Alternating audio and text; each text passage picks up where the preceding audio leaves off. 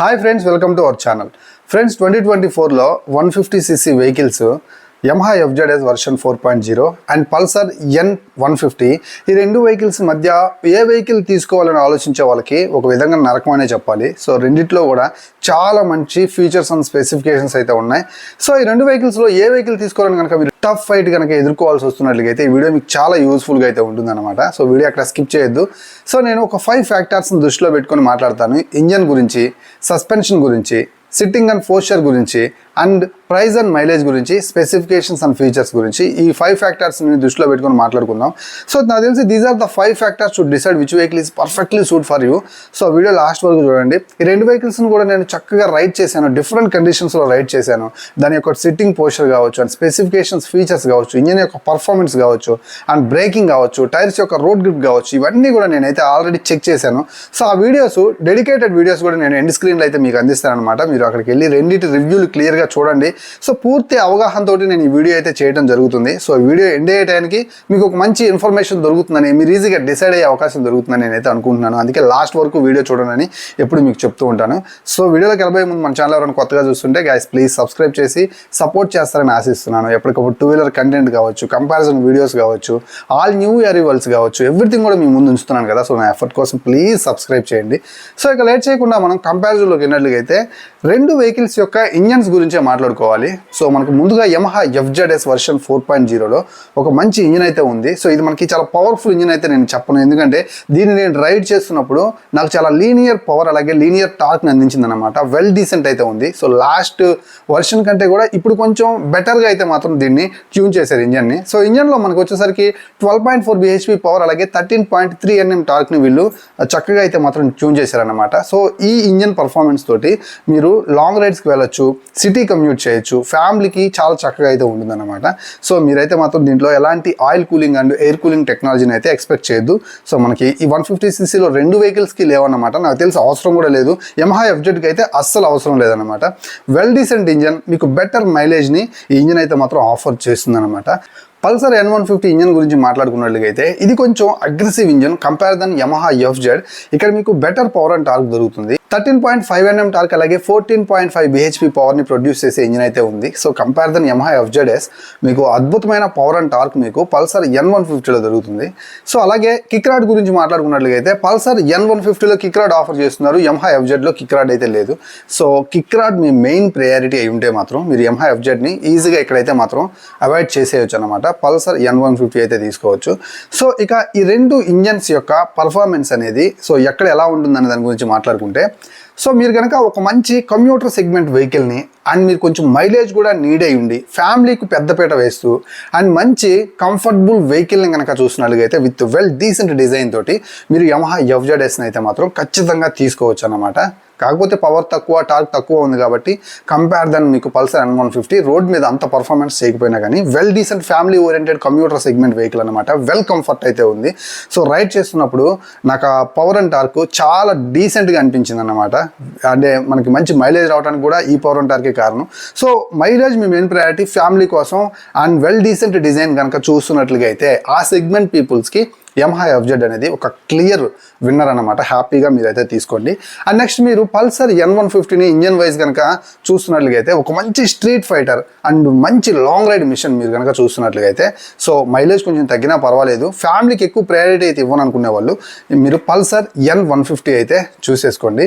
So ఓవరాల్గా ఈ రెండు ఇంజన్స్ అయితే మాత్రం రెండు వేరు ఇంటెన్షన్స్ తోటి డిజైన్ చేసినటువంటి ఇంజన్స్ అన్నమాట. దాన్ని బట్టి మీరు ఫైనల్గా డిసైడ్ అవ్వండి. సో ఇంజన్ మీద నేను కొంచెం ఎక్కువ కాన్సన్ట్రేషన్ అయితే చేశాను, అందుకే చెప్తున్నాను. సో ఇక నెక్స్ట్ మనం మాట్లాడుకున్నట్లయితే సస్పెన్షన్, రెండిట్లో కూడా మనకి మంచి సస్పెన్షన్సే ఆఫర్ చేస్తున్నారు. ఇక్కడ యమహా FZSలో మనకి బెటర్ సస్పెన్షన్ అయితే ఉందన్నమాట. సో మనకి పల్సర్ N150లో 31 Nm ఉంటే ఇక్కడ మనకి 37 Nm సస్పెన్షన్ దాకా ఉంది యమహా FZలో. అండ్ బ్యాక్ సైడ్ కూడా మనకి 7 స్టెప్ అడ్జస్టబుల్ సస్పెన్షన్ యమహా FZలో ఉంది. అండ్ పల్సర్ N150లో కూడా బ్యాక్ సైడ్ మనకి మోనోషాక్ సస్పెన్షన్ ఉంది. రెండిట్లో కూడా సస్పెన్షన్ వైజ్ అయితే మాత్రం రెండు బాగానే ఉంటాయి, కానీ కొంచెం బెటర్ సస్పెన్షన్ కావాలనుకున్నట్లయితే మీరు యమహా ఎఫ్జెడ్ అయితే చూస్ చేసుకోండి. సీటింగ్ అండ్ కంఫర్ట్ గురించి మాట్లాడుకున్నట్లయితే రెండిట్లో మనకి 790mm సీట్ హైట్ తోటి ఆఫర్ చేస్తున్నటువంటి సింగిల్ సీట్ వేరియంట్స్ అయితే ఇస్తున్నారనమాట. సో ఫ్యామిలీకి రెండు చాలా అంటే చాలా చక్కగా ఉంటాయి. కొంచెం వైడర్ సీటు ఫ్యామిలీకి ఇంకొంచెం బెటర్ కంఫర్ట్ ఇవ్వాలనుకుంటే మీరు ఎప్పుడు యమహా ఎఫ్జెడ్కి అయితే వెళ్ళండి. సో ఓవరాల్గా రెండు సీట్లు అయితే మాత్రం ఫ్యామిలీకి చాలా చక్కగా అయితే ఉంటాయి. రెండు కూడా వెల్ కుషనింగ్ అయితే ఉన్నాయన్నమాట. సో పైకి కూర్చున్నప్పుడు మనకి సీటింగ్ అండ్ కంఫర్ట్ రెండు కూడా చాలా అంటే చాలా బాగున్నాయి. బట్ యమహా ఎఫ్జెడ్ఎస్ వర్షన్ 4.0 మనకి కర్బ్ వెయిట్ వచ్చేసరికి 136 kgs. So this is lighter than Pulsar N150. Pulsar N150 మనకి 145 kgs అయితే ఉంటుందన్నమాట. సో అందువల్లనేమో చాలా ఈజీగా మాన్యూర్ చేసుకునేటువంటి సదుపాయం మనకి యమహా ఎఫ్జెడ్లో అయితే ఉంది.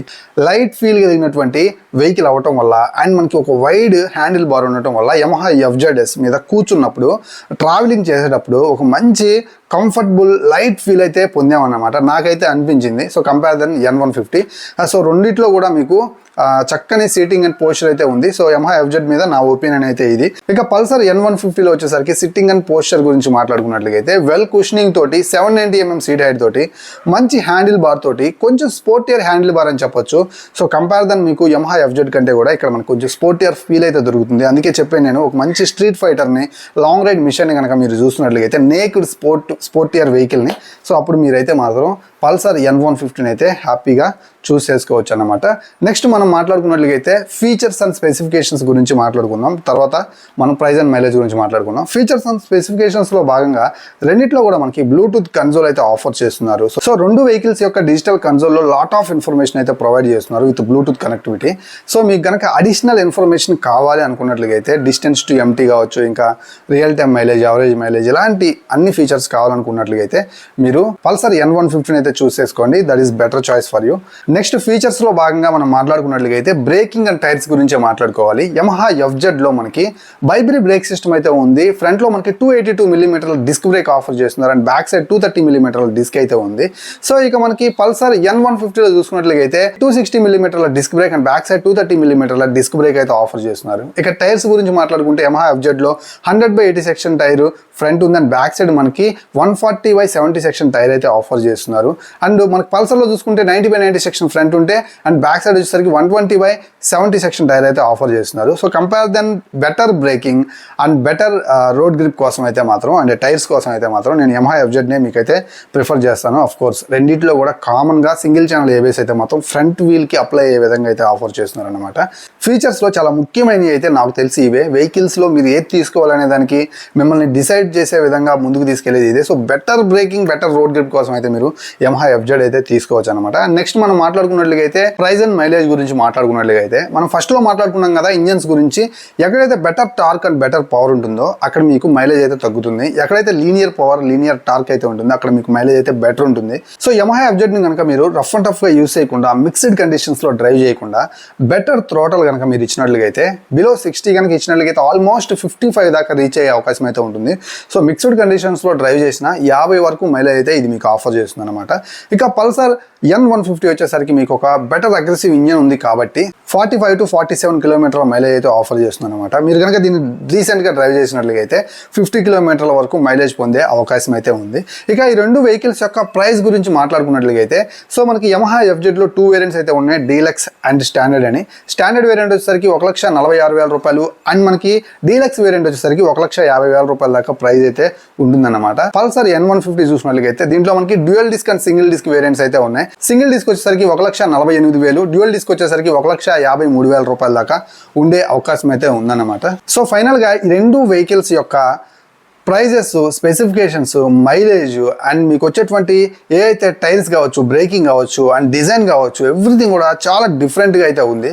సో మీరు చూడాల్సిందల్లా ఒక్కటే, ప్రైజ్లో మీకు ఎక్కడా కూడా ఏదైతే ఆ బెంచ్ మార్క్ ఉందో రెండు కూడా సేమ్ అయితే ఉన్నాయి కాబట్టి ప్రైజ్లో మీరు డిసైడ్ అవ్వలేరు. కేవలం కూడా engine performance, in terms of mileage and మీకు లుక్స్ కూడా మీకు ప్రయారిటీ అయితే అవుతాయి అన్నమాట మీరు వెహికల్ని డిసైడ్ అవ్వడం కోసం. సో ముఖ్యంగా కూడా మీరు ఫ్యామిలీ కోసం ఎక్కువగా వెహికల్ కొంటున్నారా, లేదనుకుంటే ఒక మంచి స్ట్రీట్ ఫైటర్ లాంగ్ రైడ్ కోసం కొంటున్నారా అనే దాన్ని దృష్టిలో పెట్టుకొని 150cc పల్సర్ 150ని అండ్ మనకి ఎఫ్జెడ్ మీరైతే మాత్రం డిసైడ్ అవ్వాల్సిన అవకాశం అయితే ఉంటుంది. సో చాలా మంచి మంచి విషయాల గురించి మనం డిస్కస్ చేసాం. కీ ఫ్యాక్టర్స్ని దృష్టిలో పెట్టుకొని మనం ఈ కంపారిజన్ అయితే చేసాం.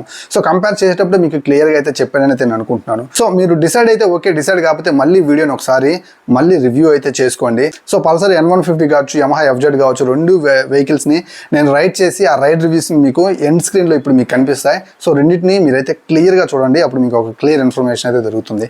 సో ఇలాంటి కంపారిజన్ వీడియోస్ కోసం మన ఛానల్ ఇప్పుడే సబ్స్క్రైబ్ చేసుకోండి. నా ఎఫర్ట్ కోసం ప్లీజ్ ఈ వీడియోని లైక్ చేయండి. ఇలాంటి మంచి వీడియోస్ తోటి మళ్ళీ కలుస్తాను. అంతవరకు సెలవు. నేను మీ Srikanth, signing off. Bye by.